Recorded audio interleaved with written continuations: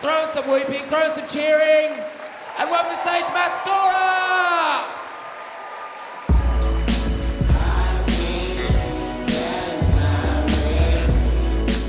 Hello, how you going?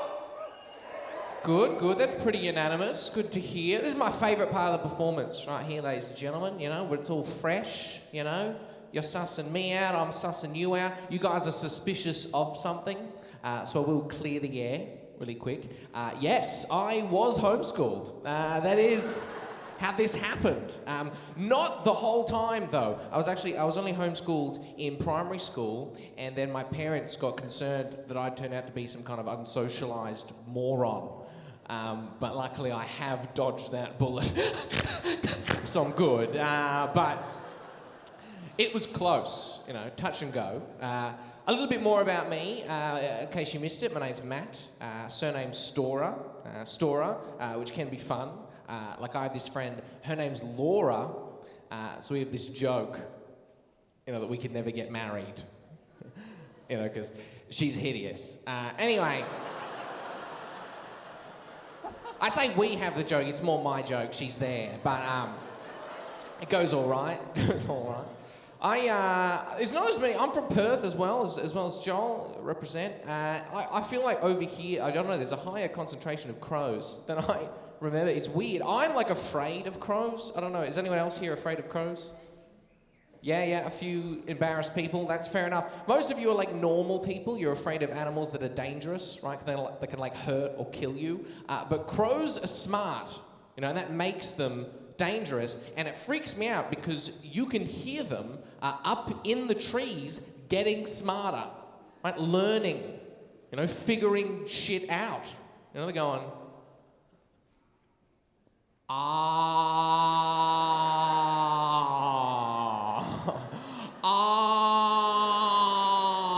right? Shit is dawning on them day in, day out. It's freaking me out.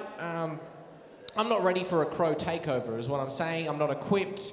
Some of my friends are really good at arguments. I feel like they would be ready, you know? Like, I have a friend, he's been in a relationship for as long as I can remember, and at this point, the only conversations I have with him are about the arguments that he's having with his girlfriend, and he'll get real into it, like real red-faced, you know, like he'll reenact the whole event, and the thing that he does is he'll do, like, an awful voice for her, you know what I mean? Like, he'll be like, and I said, just put them in the dishwasher.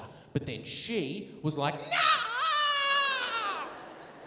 You can't put them in the dishwasher! It uses too much water! And for ages, I told him, right, obviously, that is super immature, right, disrespectful. But then I met his girlfriend, and it turns out he's just amazing at impressions. Like, spot on. Talented guy. Appreciate it. You guys like people watching? Yeah. Big fans of people. How about people? Do you like people? Yeah. See, it's weird. We like people until we meet them. That's the human condition. It's pretty good. Here's a people watching tip for you guys as a professional people watcher. I think the best people to watch are couples, right? Couples in the wild. That's where you get your gold, right? Like the other night, I was lining up at the candy bar at Hoyt's, obviously because Woolies was closed. Okay, I'm not a moron. Anyway, so I'm there, and this couple gets in line behind me, and they have this conversation word for word. Okay, I don't know how to stress this enough.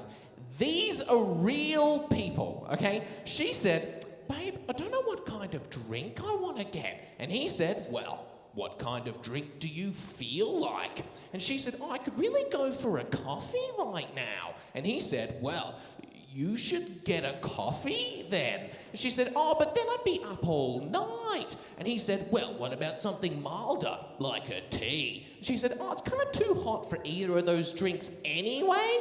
And he said, well, what kind of cold drink do you feel like? And she said, I've actually been craving a Coke like all day. And he said, well, you should get a Coke then. She said, but I'm trying to be good, you know, new year, new me. And he was like, well, what about something milder, like a Coke Zero? And she was like, great idea. Thanks, babe. And it blew my mind, right? Because I had never overheard a person so dumb that they needed to team up to have one person's inner monologue. You know what I mean? The whole conversation was a one-person job. I got a glimpse into this guy's life as the fat controller of his girlfriend's train of thought, just trying to wave her out of the station. Destination anywhere. I didn't want it to end. I want a full-length Netflix documentary that follows this couple around for an hour of, I don't know whether to breathe in or breathe out. Well, do you need oxygen? Well, yeah, all the time. Well, you should breathe in then. Or should I breathe in through my nose or my mouth? Well, I don't know, just pick one. Well, my nose is blocked. Well, just breathe in through your mouth then. Incredible, fantastic people. Thank you very much. I've had a great night. Enjoy it. Ladies and gentlemen, give it up for Matt Storer!